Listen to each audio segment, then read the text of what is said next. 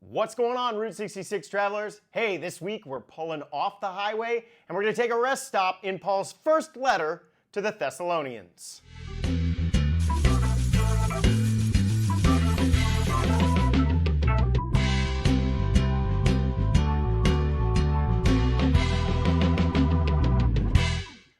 Waiting.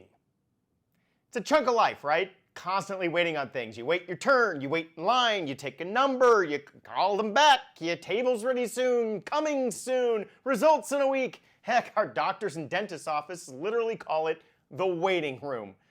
So what do we do while we're waiting? Well, see, that's what Paul gets to in 1 Thessalonians. He says, we wait for his Son from heaven, whom he raised from the dead, Jesus, who delivers us from the wrath to come. There it is. What he's ultimately saying is we're waiting for the second coming of Christ. But what are we going to do while we're waiting? Well, Paul addresses that. He says what we're going to do is we're going to focus on your faith, we're going to focus on your love, and we're going to focus on hope. Because in those times, and definitely in our times right now, Paul says you've got to get more of it. Because no matter how much you may already have, you can always use more faith, more love, and more hope. So when he says you can get more faith, what he says is he's talking about a living faith. This isn't the saving faith that we have. This is the living faith that we have. In the difficulties of life, in the trials and the struggles, it's a faith that stands firm through all of it. Paul is saying, this happens to people. And it happens to us too, right? Something big goes wrong in our life, and then questions arise, and faith begins to waver a little bit. And Paul's saying, I told you this was going to happen. I told you the trials were going to come. So what you have to do is you got to toughen up your faith. You may not be actively facing anything right now in your life at this moment, but you know that you're going to, and you got to be ready when something's going to happen while you're waiting ultimately for Christ's return, which means you develop the strength of your faith. There is a toughness in it. There's going to be cliffs to conquer and valleys to navigate and mountains to climb and storms that are going to try to destroy us. But what we do is we look at the map of all of those things in our life and we write clearly over the top of it in a firm and defiant faith. Here is God. That will preach.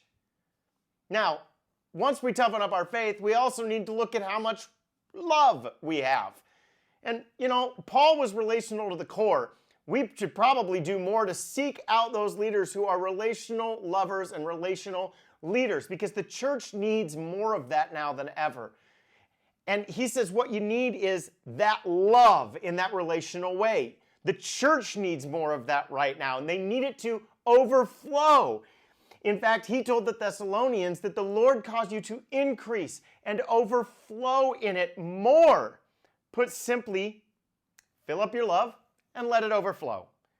We need a tougher faith. We need an overflowing love. And we have to hold on to hope. And not just any old hope here. Paul's talking about the blessed hope. This is the hope, the confidence that there is no doubt about Christ's second coming.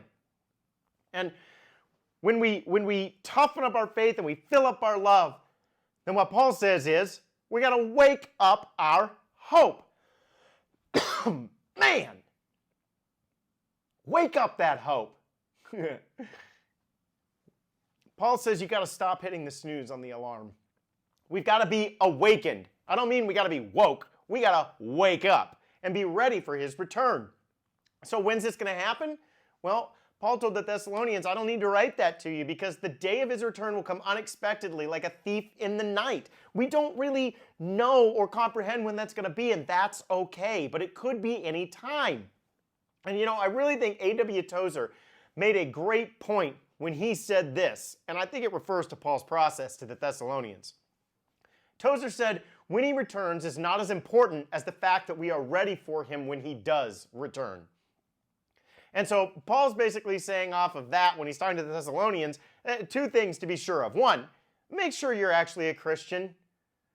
It's day and night, so make sure that you're a child of the day. And when you're a child of the day in fellowship and relationship with Christ, you need to be a watchman. He says in chapter 5, so then let us not sleep as others do, but let us keep awake and be sober. Sleep here, Paul means spiritually. He says don't be spiritually dull in your senses.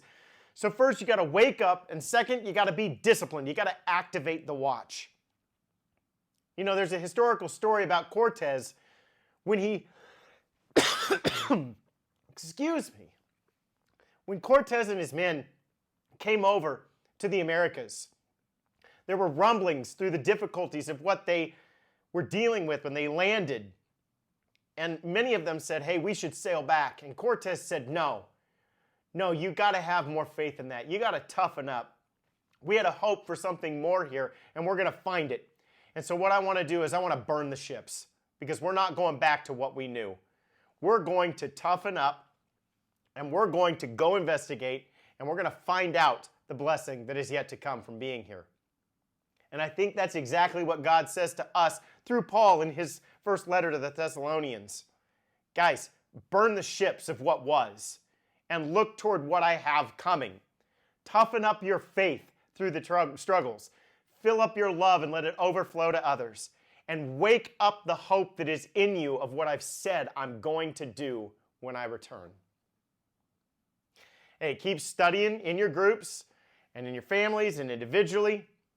And we'll see you this next week when we step back on the highway and we look at 2 Thessalonians, Paul's second letter to that church at Thessalonica. And until then, happy studying.